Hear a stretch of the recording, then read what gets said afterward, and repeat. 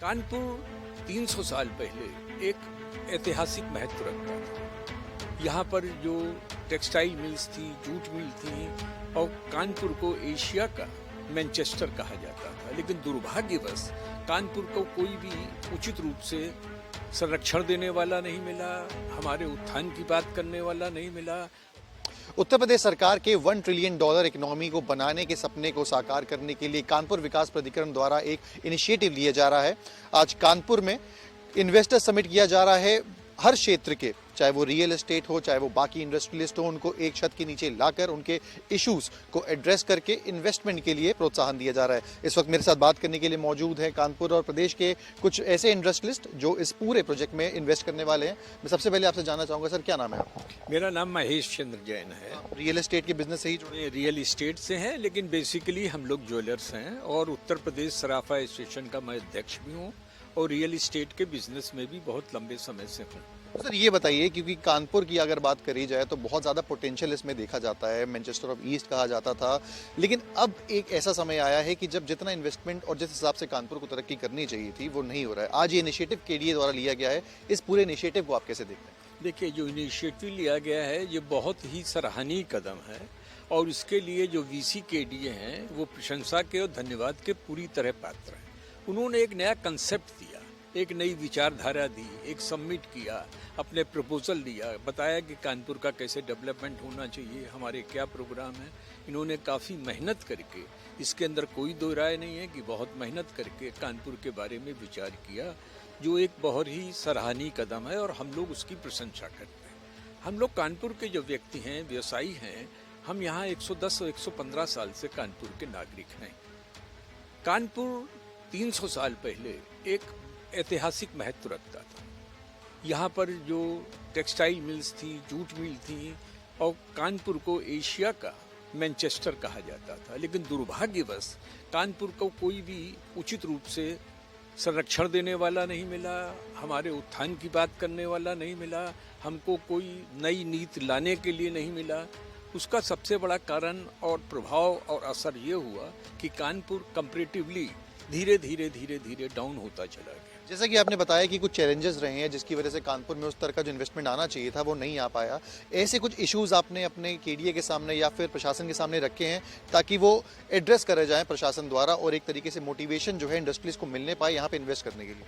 देखिए, उसके लिए हम लोग ने मीटिंग करी है केडीए के उपाध्यक्ष से, समय समय पर करते रहे हैं और उनसे अपनी समस्याएं बताई हैं। लेकिन उनकी कुछ लिमिटेशंस होती हैं जो बहुत दिनों का उत्पत्ति या उत्थान नहीं हुआ, उन्नति नहीं हुआ, वो एक साथ नहीं हो सकती है। इसके लिए केडीए जो चेष्टा कर रहा है, हम लोग उनको सहयोग देने के तैयार हैं। आज जो सबमिट हुआ है कि इस कदम में, इस तरफ बहुत ही अच्छा कदम है, सराहनीय कदम है और ये हम उम्मीद करते हैं कि ये सिर्फ कागजी कार्रवाई होकर न रह जाए, ये धरातल पे, जमीनी स्तर पे इसका हमको उत्तर दिखाई दे, हमको उसका असर दिखाई दे और कानपुर के बारे में जो अरविंद सिंह जी सोच रहे हैं वो सही माने में इम्प्लीमेंटेशन हो, तभी कानपुर के नागरिक को पूर्ण रूप से संतोष हो जाए। बिल्कुल, एक्सपेक्टेशन है कि जो ये प्रोजेक्ट है पूरा, इसको जमीनी स्तर पर लागू करा जाए। बात करेंगे, हमारे साथ और भी लोग मौजूद हैं। सर क्या नाम है? अमित अग्रवाल। जी, आप किस स्टेट से आते हैं, किस व्यवसाय से?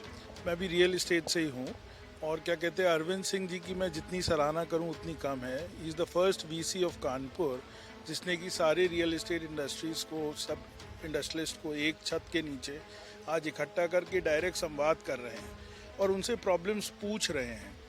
लोगों ने प्रॉब्लम्स बताई? कुछ प्रॉब्लम्स बताई और जो भी लॉफुली जिस प्रॉब्लम्स को वो सॉल्व कर सकते हैं वो कहते हैं। अगर कोई समस्या है और लॉफुली नहीं भी होती है तो उसका भी सोल्यूशन वो लोग with in the law. Basically real estate में जब आप लोग इन्वेस्ट करते हैं तो क्या आप लोग को समस्या आती हैं जो मेन आप लोगों ने मुद्दे उनके सामने रखे? देखिए, कानपुर एक बहुत लैंडलॉक्ड सिटी है। यहाँ पे जैसा महेश जी ने बताया कि बहुत कानपुर मैनचेस्टर था तो इंडस्ट्रियल हब था, तो अधिकतर कानपुर में 50-60% लैंड इंडस्ट्रियल लैंड थी, जो कि आज गवर्नमेंट मिलों के बंद होने से वो लैंड लॉक्ड है, ना तो वो ऑक्शन हो पा रही है, ना बाज़ार में आ पा रही है। इसलिए कानपुर का जो विकास होना चाहिए, कानपुर की पेरिफेरी का, वो भी नहीं हुआ। तो ये जो योजनाएं लाए हैं कानपुर से थोड़ा हट के, थोड़ा दूर है, जिससे विस्तार होगा कानपुर का, तो डेंसिटी ऑफ पॉपुलेशन सिटी में घटेगी, लोगों को अफोर्डेबल हाउसिंग मिलेगी तो इसी दिशा में बहुत अच्छा कदम है। बहुत बहुत धन्यवाद हमसे बात करने के लिए। मैं आपसे जानना चाहूँगा सर, क्या नाम है आपका? आर्यश मिश्रा जी कि आप किस स्टेट से हैं? जी, रियल एस्टेट डेवलपर हूँ, इंद्रेश डेवलपर्स से। तो आज की मीट से खुश हैं जो यहाँ पे हो रही है, जो आपके इश्यूज एड्रेस हुए? बहुत ज़्यादा बहुत प्रभावी मीट रही है। और जैसा अग्रवाल साहब ने भी कहा कि वीसी साहब अरविंद जी ने जिस तरह के सोल्यूशंस प्रेजेंट अप किए, सारी रियल एस्टेट लॉबी को एक साथ जो है क्लस्टर अप किया और साथ में बताया कि कैसे कानपुर का अपना जो पोटेंशियल है उसे और ज़्यादा निखारा जा सकता है, वो सराहनीय है। यहाँ पे लैंड एक बहुत ज़्यादा प्रॉब्लम मानी जाती थी पहले, एक तरीके से कई तरीके की अजम्पशंस थे कि जो कब्जे हो गया अवैध या फिर जो कोर्ट में केसेस लंबित हैं उससे जो बहुत ज़्यादा एक टाइम लगता था।